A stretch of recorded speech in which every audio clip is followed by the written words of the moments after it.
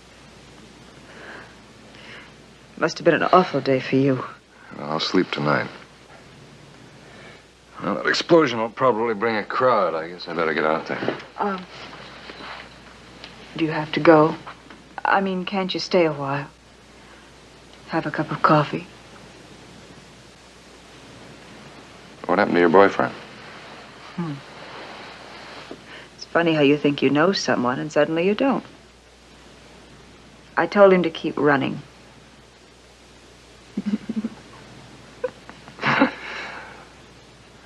Well, I guess my sergeant could take care of the crowd. Then you'll stay. Now, suddenly I feel a great need for a cup of coffee.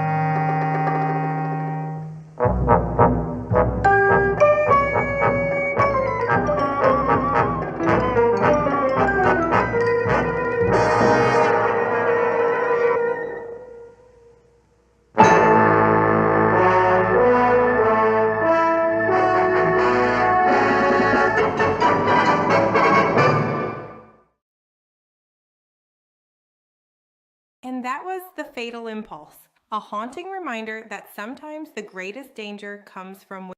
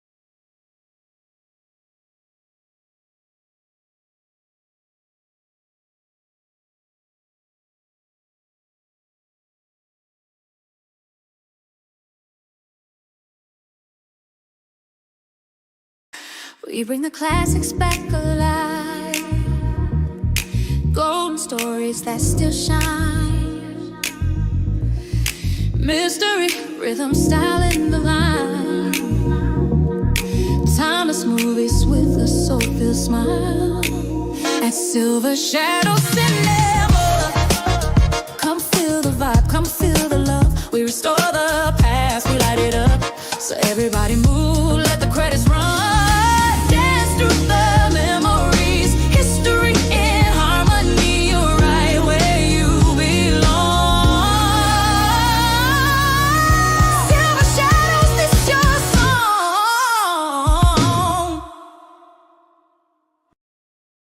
What happens when a child's imagination becomes deadly real?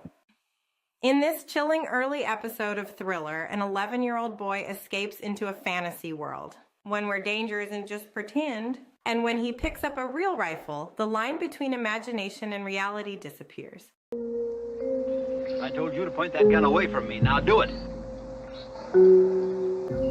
Boy, your age shouldn't be allowed to have a gun anyhow. I'm warning you for the last time. I just as soon bring you in dead as alive. I'm gonna bring you into your parents, young man, and you may wish you were dead before I get through telling them about this. Now give me that gun. Next time I won't miss, Black Bart. Now stay where you are. Are you out of your mind? What kind of a game do you think you're playing, anyway? You just sit down for a spell while I figure out what I'm gonna do with you. Now, you wait a minute. I said sit down!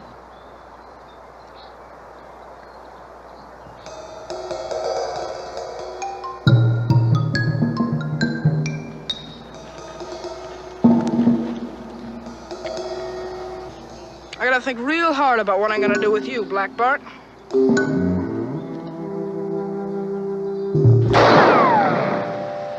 That river's not gonna stop me, Black Bart! Sometimes children become so lost in a world of imagination, they're unable to find their way back. And then there is only danger before them, as sure as my name is Boris Karloff. We're concerned now with a boy whose imagination brings him to a crisis involving not only himself, but also his family. A crisis that begins, but does not end as child's play. That's the name of our story. Our principal players are Mr. Frank Overton, Miss Bethel Leslie, and Master Tommy Nolan. Let me assure you, my friends, this is a thriller.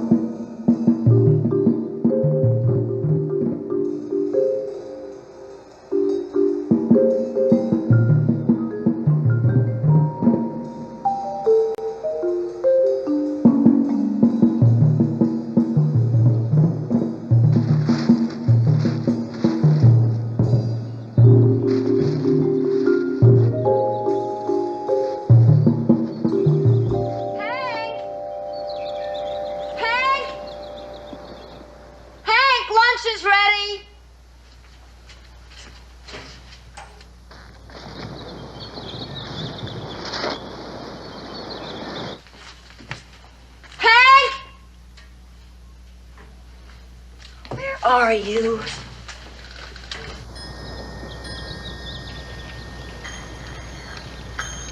Hank, why didn't you answer me?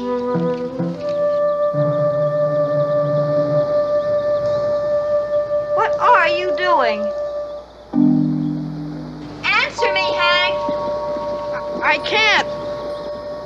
Lunch is on the table. I want you to come in the house. I have to escape first. I want you to come now. I have to get away first. Get away from who? What are you talking about? Black Bart. Who? Black Bart, he's after me. Will you get inside and eat your lunch, please? Black Bart, the notorious highwayman, is after me, and I have to escape.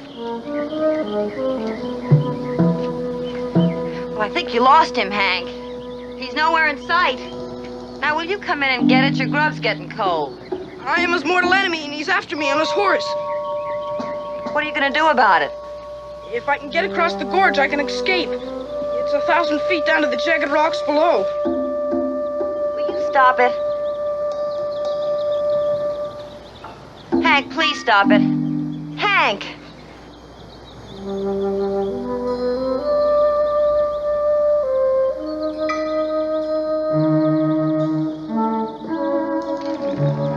What's going on out here? Hank! Hank! Hank! What's the trouble? He fell Off the log? into the gorge. To the what? You all right? You're not hurt, are you? I fell 1,000 feet into the gorge, but I live to tell about it. Oh, no. I live to have my revenge on Black Bart. Get up off the ground. Come on, chum. Get in there and eat. If it's the last thing I do on this earth, I will have my revenge on the bandit. I swear it, by the blood of... When you're told to do something, chum, you do it. You don't play games. Now get inside and wash up.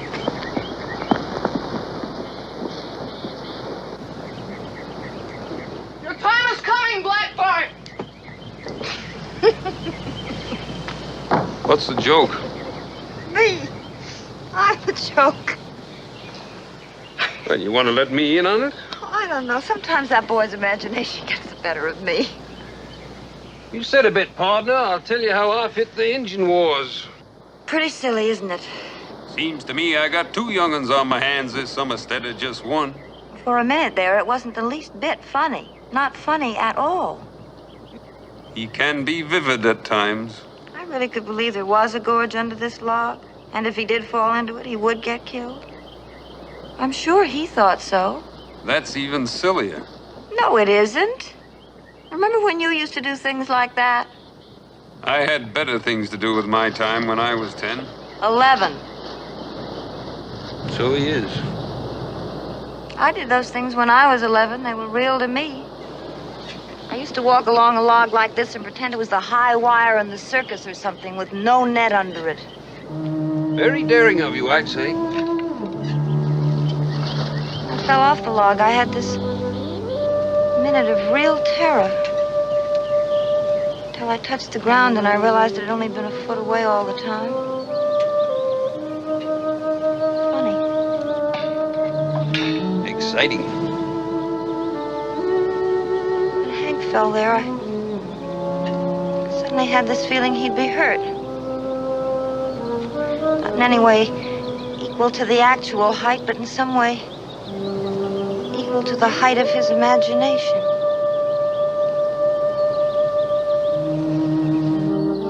You know what I mean? Sure I do. You grew up too fast. That's all that's wrong with you. I think it's about time Hank started doing a bit of the same, don't you? What do you want him to do, grow a beard? Well, you can hardly talk to him unless you play like you're the sheriff or something. What else has he got to do? He can go fishing, hiking, something. Isn't that supposed to be what we brought him up here for? It's no fun by himself. What do you mean by himself? He's got good old Black Bart and the Bar B-boys to go with him. I think he'd rather have you along. Yeah. Black Bart and the gang are only substitutes. Yeah, I guess maybe I ought to take him hunting one of these days. Do it today, will you? This afternoon? I don't want to sweat out another chase over the Grand Canyon. I can't do it today. Maybe tomorrow. Oh. That is, if he promises to leave the gang back at the ranch. You know, it's really not too much fun with all those cowboys along. You're not such a great lot of fun yourself, you know. Let's eat, chum.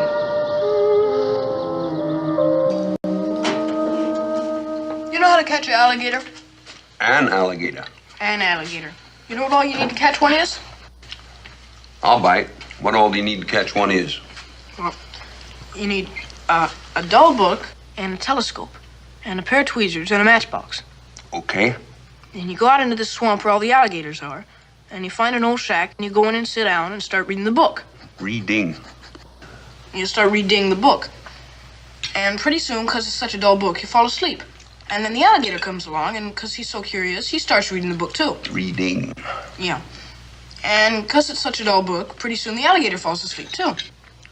Who wrote this book? No. Now, because you both fell asleep from reading the same book. Reading. Reading. Don't overdo it, chum. Because you both fell asleep from reading the same book, and you fell asleep before the alligator. Chances are that you'll wake up before he does. So then you take your telescope, and you turn around the wrong way, and you look down at these sleep alligators till you get them real small, see? And then you take your tweezers, and you pick them up, and you put them in the matchbox. And that's how to catch an alligator.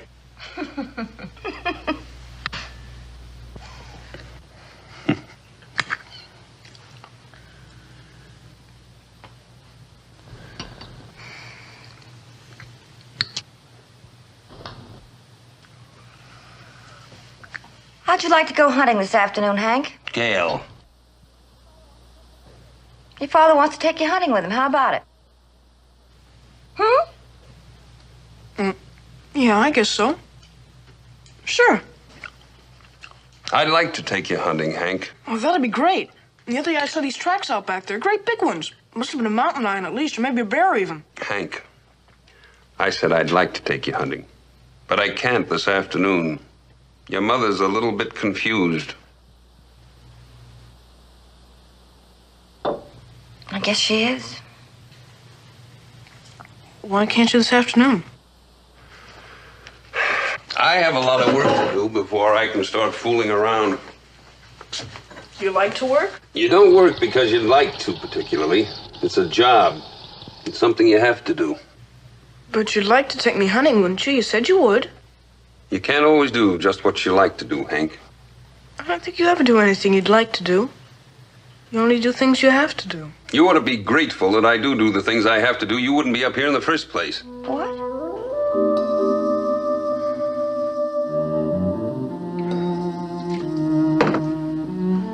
I didn't mean it like that, Hank. I'm sorry.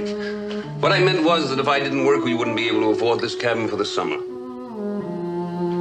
Look, as soon as I finish the article I'm working on right now, we'll go hunting. The minute I finish, that's a promise. Okay? They weren't really such big tracks I saw anyway. I just made that up.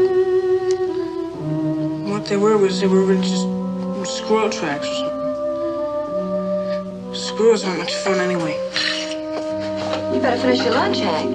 Well, I gotta get started pretty soon if I'm gonna catch up with him. With who? Black Bart. He's got a pretty big head start on me. I have to track him down this afternoon. All right, you may be excused. I'm gonna have my revenge on him for chasing me into the gorge this morning. Be careful, don't let him get the drop on you. No, I won't.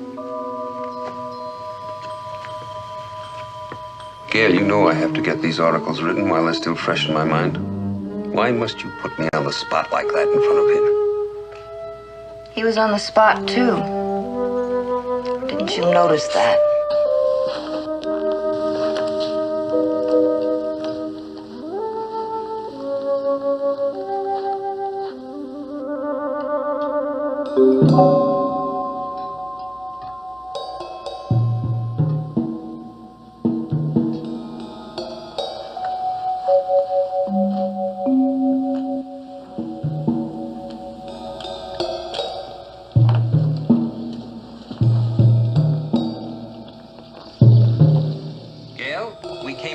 Just two reasons.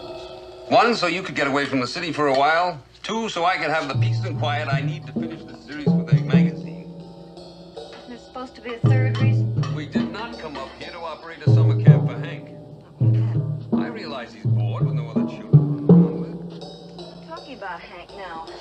Would you mind telling me just what we are talking about? Wasn't another reason for our coming up here supposed to be so that you and I could spend some time alone together? Alone, just the family without the magazine? Well, aren't we? Exclusive. From all outward appearances, Mr. and Mrs. Hattering are alone together at last. You don't have to be nasty about it. I'm not being nasty. I mean, I don't want to be nasty. I'm just bored. I'm bored. Hank's bored. Everybody's bored but the intrepid journalist. Oh, no. You don't want to be nasty at all. I don't. I really don't. I shrink from the thought of what it would be like if you really wanted to be nasty. All right, I apologize. Let's please not argue about it. That's a step in the right direction. Let's argue about Hank for a change. I told you before we came up here he'd be bored stiff after the first few days. You were the one who insisted he come along.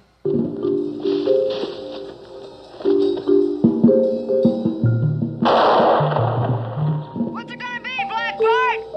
Dead or alive?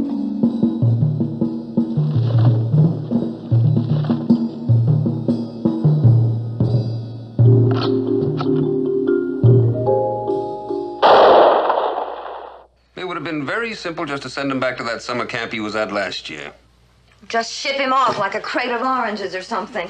Well, that's not fair, and you know it. He liked the place. He had a much better time out there than he's having here this year with the old folks at home. Be reasonable. All right, I'll be reasonable. We can't send him back. You mean won't? I said can't. Cannot. That's what I mean. Why can't we? Because Mr. Kenyon told me he didn't want him Mr. back there. Kenyon. You heard me. Mr. Kenyon, the man who runs the place, he won't allow Hank to go back to camp. They don't want him there. Do not want him. He can't go back. Well, this sure seems to be the first time I've heard about it. Well, that doesn't make it any less real. For what reason, may I make so bold to inquire, did you decide not to tell me about it? I was afraid you'd be angry. I am angry. You were gone all last summer. Hank was already home when you got back from your assignment. So? So I didn't want you to get angry with him first thing coming home. He was looking forward to seeing you. I didn't want you to get mad and bawl him out first thing, that's all. I just decided to forget about it. Oh, great. My son gets expelled from a summer camp and you decide just to forget about it. That's what I decided. Would you like to tell me why they won't let him go back? I mean, would it be presumptuous of me to ask for a reason? Or are you afraid I'd be offended? Oh, it was silly. It was just a little silly kid stunt he pulled. Well, what was it? The other boy who told Mr. Kenyon about it, he was a little confused. Oh, poor kid was scared half to death. Scared of what? Hank? Yes, Hank. You're making it up. They were playing this game. They were pretending they were William Tell or somebody, you know, with the apple on the head and all that. Well, go on. Well, Hank got this gun. One of Mr. Kenyon's rifles, he left it out somewhere by mistake. Well, Hank found it. And he made the other boy put the apple on his head. Poor kid was scared half to death. I mean, it was a real gun, a real loaded rifle. And? He really did it. He shot the apple off the other boy's head. Hank did that? Blew it to pieces right off his head with a real gun.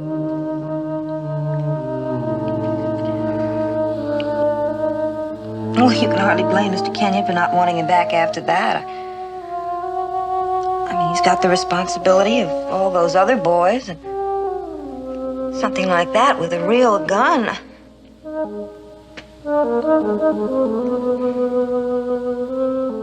Bart. He could have killed that boy.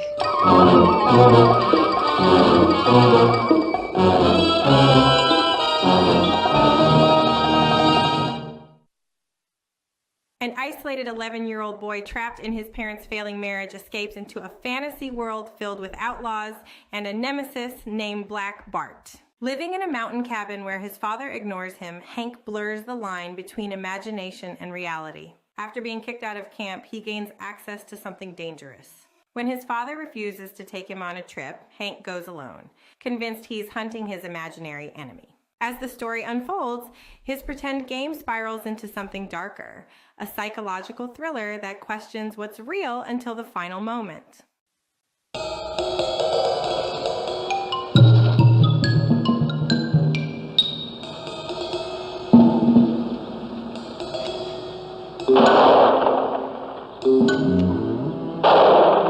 You have any other little secrets you'd like to confide in me?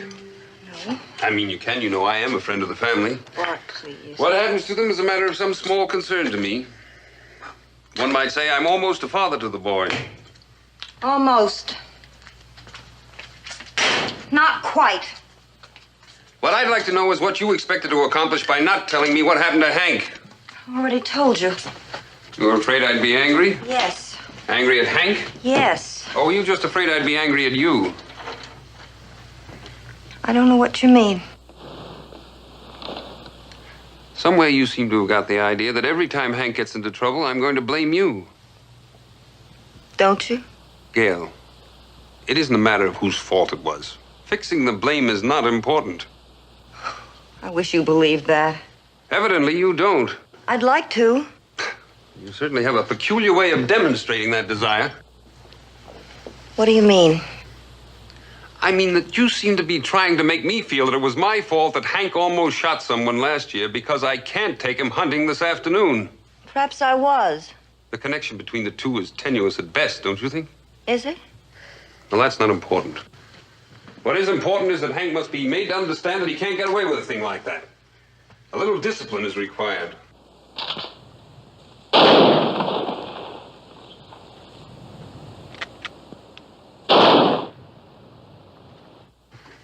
Did you punish him? No, I didn't punish him. Why not? Because you were coming home, and I didn't want to spoil things. So the two of you just pretended nothing had happened. I'm sure Hank must have learned a very valuable lesson from that. Bart, he knew it was wrong. He was sorry, but he was scared. Scared of what? Scared of you. He was afraid of what you might do if you found out. Naturally, you agreed with him. I mean, I'm confident that you assured him he had every reason to be afraid of his own father. He begged me not to tell you. So the two of you had this secret treaty for your mutual protection against the wrath of the dragon, the ogre, the monster, or whatever other flattering picture of me it is you conjure up in my absence? You'd been gone for months. We hadn't been together in a long time. I just wanted everything to be happy and pleasant for the three of us. Well, the two of you banding together against me for whatever reason strikes me as a very peculiar way of promoting family unity. I'm sorry. Well, anyway, when Hank gets back, you send him in to see me. I'll have a little talk with him. Oh, Bart, do you have to go into it now? It's been so long. Probably too long for anything I say to him to make any impression on him. After your little game of togetherness. Couldn't we just let it be? Yes, we could. But I don't think we should. You send him in to see me when he gets back. Do you want some coffee? I've got to get back to work. It's almost ready. I should be able to get some work done this afternoon. That is, if you have no more bombs to drop on me. Bring it to your room when it's ready. I don't ever want you to keep anything like that from me again. Do you understand? All right. Do you understand? Yes.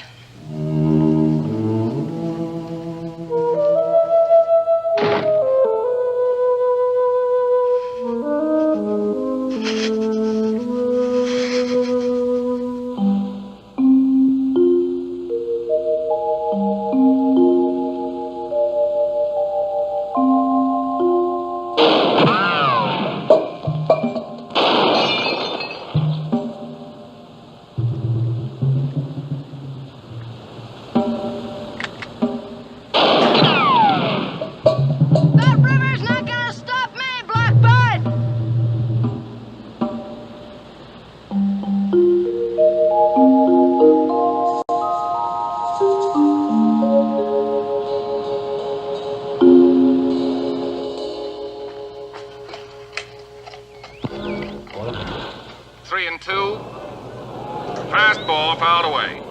Count remains 3 balls and 2 strikes.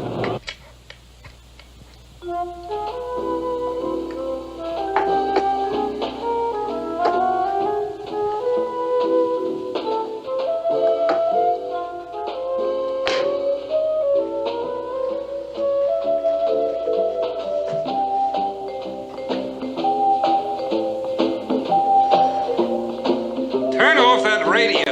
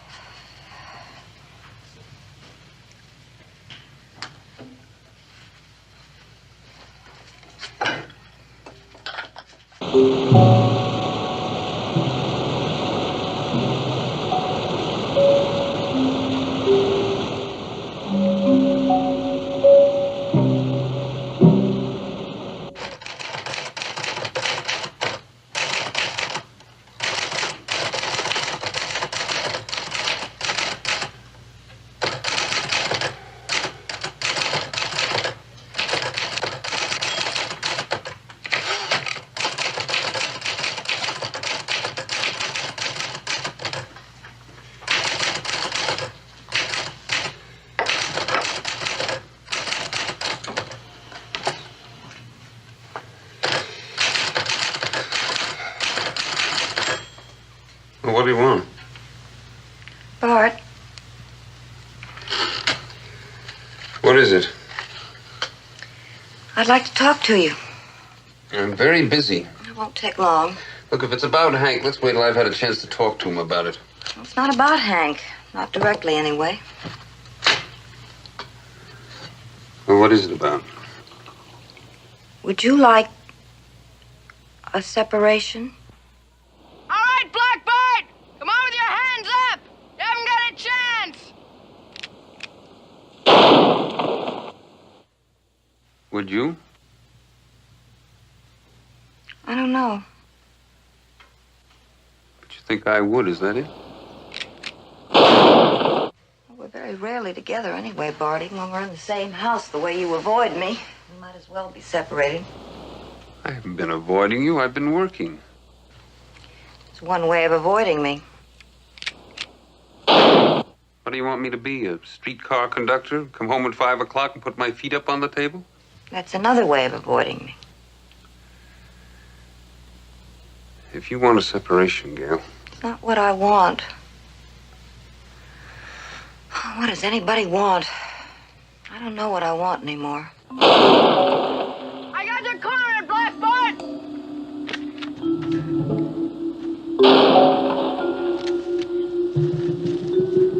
I'll give you 1 minute to make up your mind, Blackbird, then I'm coming in there after you. Well, what's all the shooting about? You sure are making a lot of noise around here, son. Stand right where you are, Blackbird. What's that? I don't think you can sneak around in back of me that easy. Put up your hands. Look, son, never point a gun at people, not even in fun. Stay where you are. Point that gun away from me. One more step, Blackbird, and you're a dead man.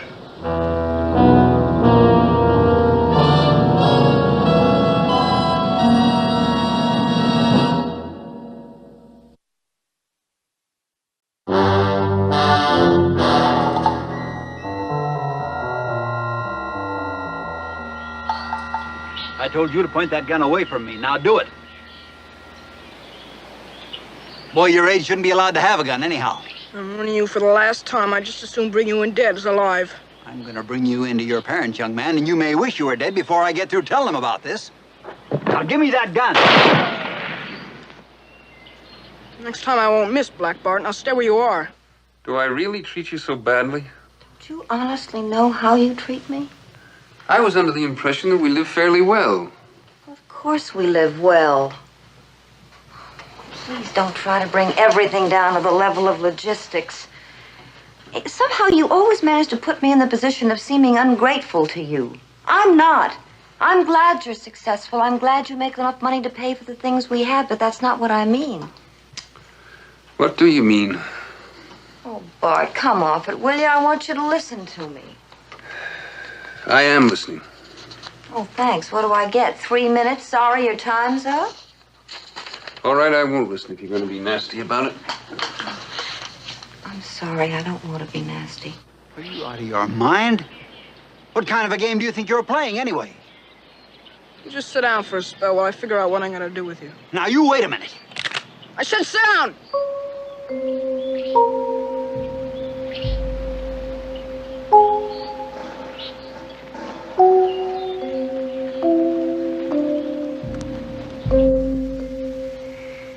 Sometimes I don't think you even like me anymore, let alone love me.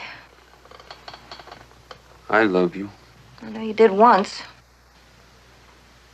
I still do. Oh, I'm sure you're fond of me in some general kind of way.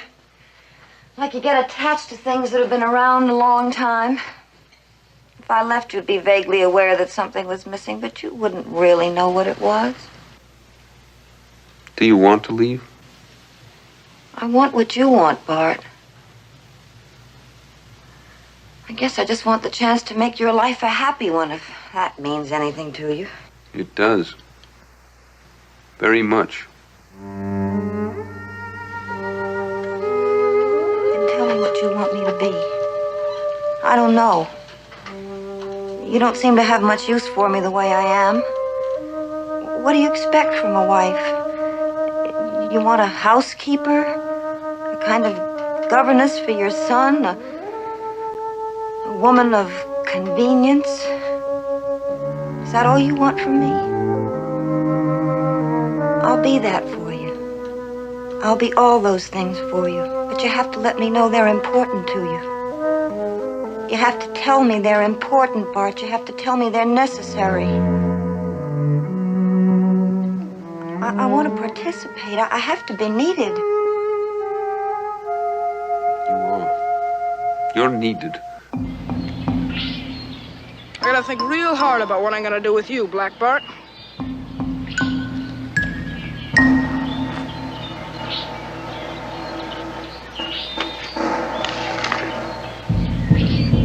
I know you hate great displays of emotion, but every once in a while, Bart, something. A look, a word, a pat on the head occasionally.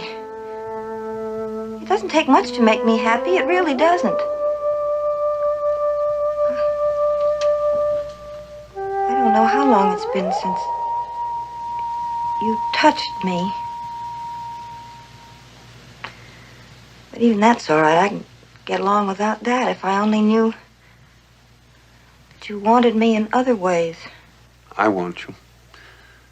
I want you in many ways. But my energy seems to get burned up on so many other things. Maybe that's wrong. I can't help it. What I do seems to take practically every bit of energy I have. You know, someone once said that 8 hours of mental work is the equivalent of 72 hours of hard physical labor. I can believe that. I'm exhausted when I finish working. I don't have much left in me to bring to your problems. They irritate me. I grow intolerant of them. I know that's wrong, but there's not much I can do about it. That's my chemistry. I can't just suddenly become a bum because I want to conserve my energy. I have a great need for things to run smoothly at home. I expect them to run smoothly. Maybe that's too much to take for granted. I'm sorry. But when I'm working, I don't want to even feel that I have to talk to anyone. It's very important to me. It doesn't mean that I don't love my family. It just means that I'm tired. I can't keep on being confronted by a constant array of trivial domestic considerations. I expect you to take care of those, Gail. I need you to protect me from them. Has it ever occurred to you that if you spent a little more time at home, you wouldn't be confronted by a constant array of trivial domestic considerations? You hate my work, don't you? You really must hate my work. How could I hate it? I don't know anything about it. You never talked to me about it. That's not true. Oh, sure. You let me read an article every once in a while. But if I say I like it, you beam at me and make me feel terribly bright and clever. But if I say I don't like it, you never ask me why. You just scowl and mutter something about my not being very well informed. I guess I do hate your work. I'm jealous of it. At least you have some interest outside the house. I wish I had. Maybe things would be happier if there was something I could do, but I'm not very bright or talented or clever. I don't seem to be able to do anything very well.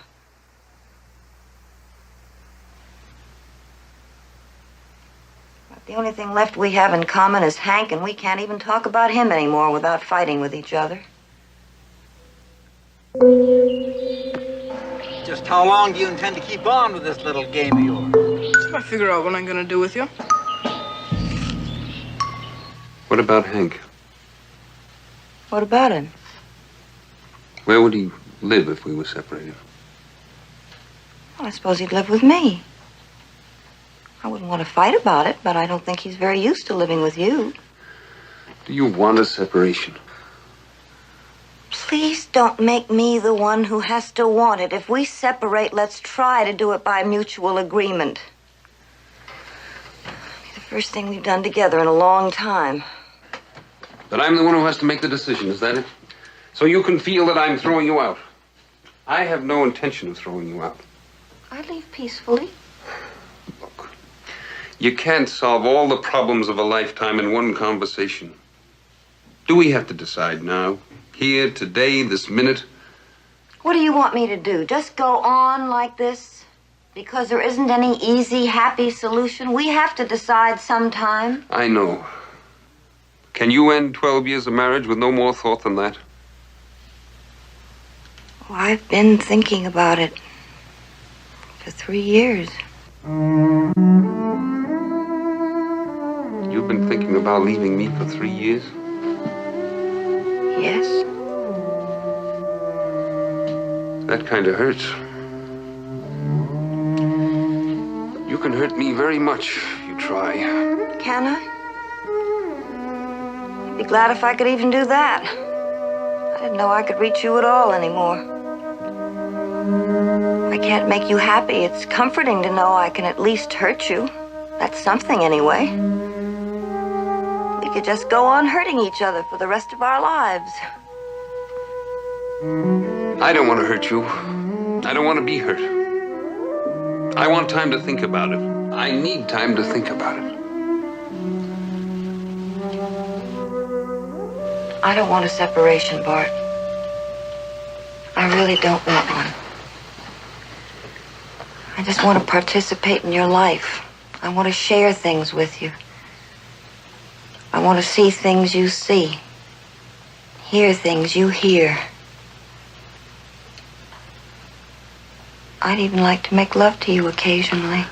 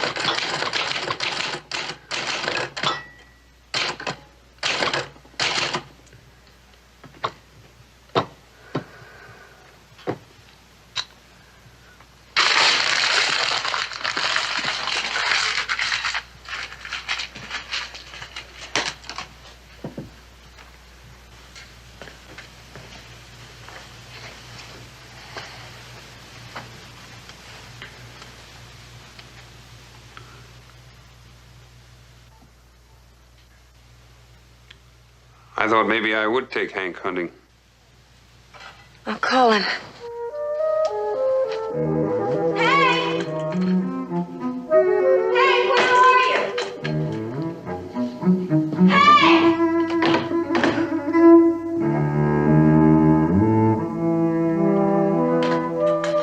Doesn't seem to be around. You seen the other rifle?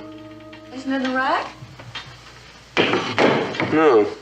It was there. I remember seeing it just before lunch. You don't suppose Hank took it? I don't know. He's been told he can't take it out by himself.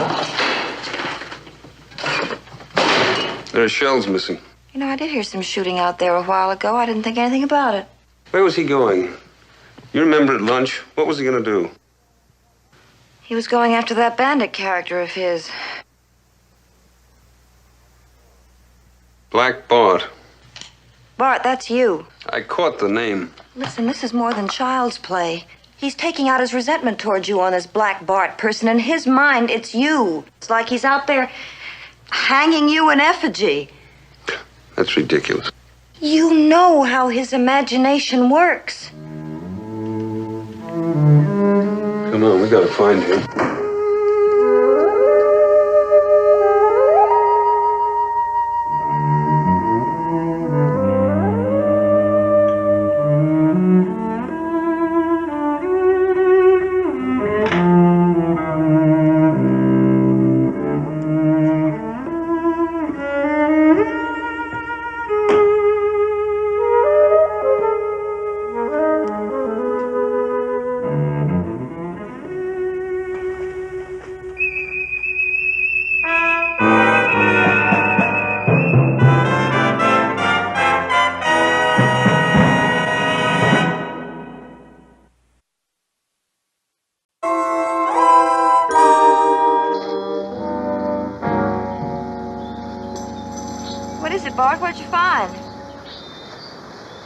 they rifle shells? .22 caliber. Is that the kind we use? Yeah. They haven't been here very long. That last shot we heard sounded like it came from across the river. Bart, I'm scared. For some reason, that shot scares me. Maybe we better ask that man over there. He might have seen him. Bart, what are you gonna do when you find him? I don't know. I'm not sure. Well, try not to be too angry with him. Please, Bart, don't be too rough on him. I won't. I might even ask him if he wants me to help get rid of Black Bart for him.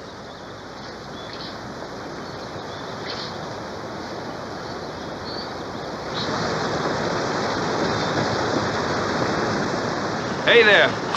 What is it? You seen a boy around here? Yeah? A little boy, 11 years old? He had a gun. Yeah, that's the one. That your boy? Yes. Well, you ought to watch him, mister. He's been shooting around here. Liable to hurt somebody with that gun. That's why we're looking for him. Oh, fool kid, he went right over that waterfall. He could have been drowned. Which way did he go after he got to the other side? Upstream. Well, how long ago was that? Oh, about an hour ago. Come on. Thank you.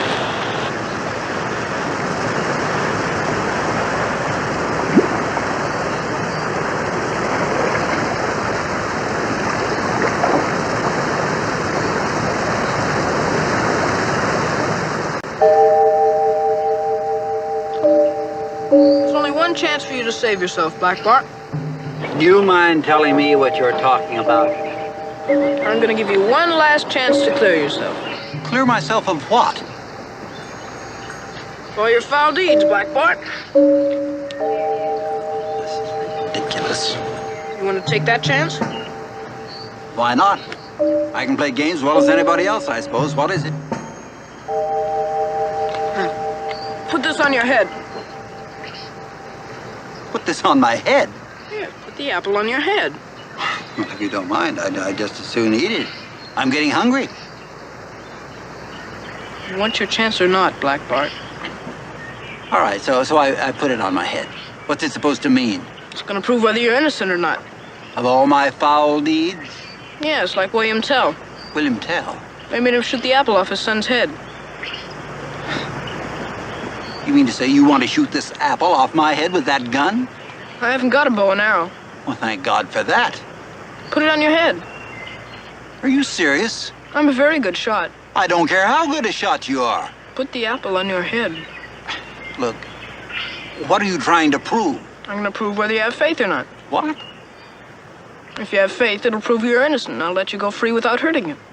Haven't you got this William Tell business mixed up a little bit? You've got to have faith in my being able to shoot the apple off. Well, yes, but it was William Tell being put to the test, not his son with the apple on his head. It was the father who had to prove himself. That was his punishment. That's right. Well, haven't you got this a little backwards? Black Bart's got to prove himself, just like William Tell. Yes. Well, you should give me the gun and let me shoot the apple off your head. Isn't that right? Isn't that the way it should be done? I don't know. Come on, boy. You want to do this thing right. Now, you let me have the gun. I'll give you the apple and we'll just trade places. Sit down.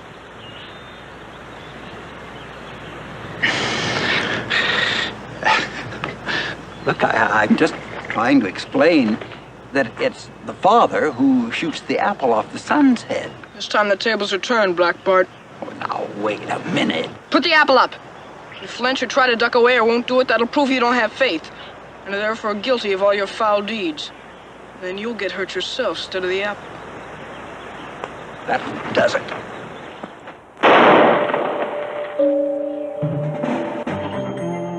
Hank! That shot came from up there. Well, wait for me.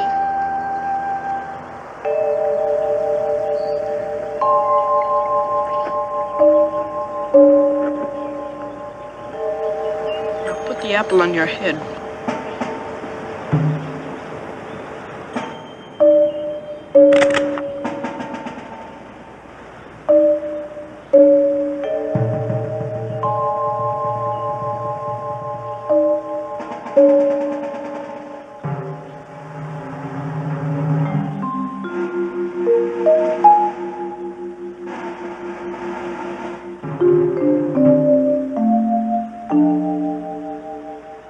Hattie!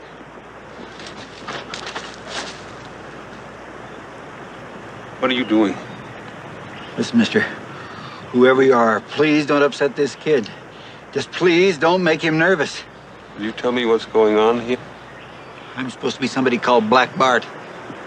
He's got Black Bart all mixed up with this William Tell business some way. I'm gonna shoot the apple off his head. Do something. Anything. Only please do it gently. Just don't get this kid rattled. Just please don't get this kid rattled. Hank, put down that gun. Hank, oh, I'm gonna shoot the apple off of Black Bart's head to see if he has any faith. Can't you talk him out of it? If he's got faith, then he's innocent of his crimes, and I'll let him go free. Hank. He hasn't got faith. Hank, he's got faith. If he hasn't got faith, he'll get hurt for his crimes. Hank. Bart, stop him. Do something to stop him. Easy. Please just do it easy. He's got faith. You've got to believe me. It's too late for him to say so anymore. He's got to prove it now. For God's sake, stop him. Hank, I think you've made a mistake. be careful, Bart. He isn't Black Bart. Who is Black Bart, anyway? I am.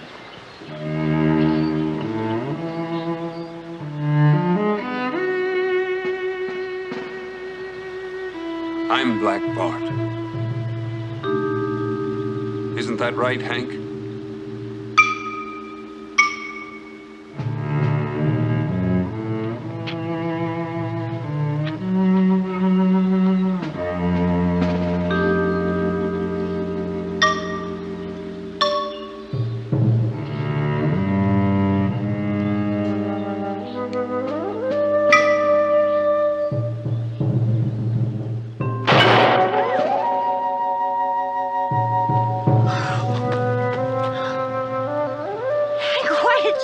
You could have killed him. I didn't want to hurt him. But you could have. I know, but I wouldn't like to hurt him. I just wanted to scare him a little, is all I wanted to do. Scare him? I had to scare him a little, didn't I? He's scared.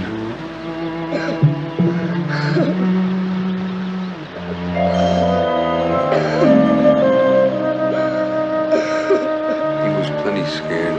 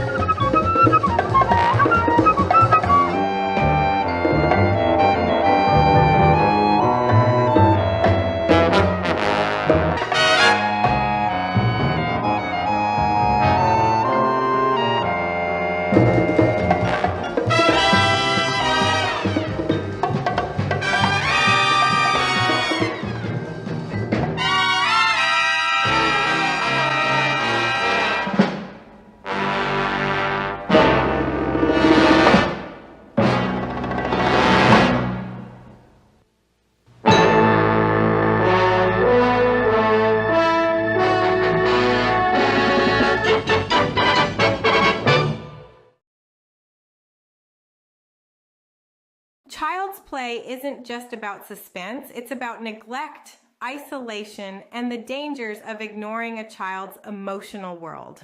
Because in the end, the real threat was never Black Bart.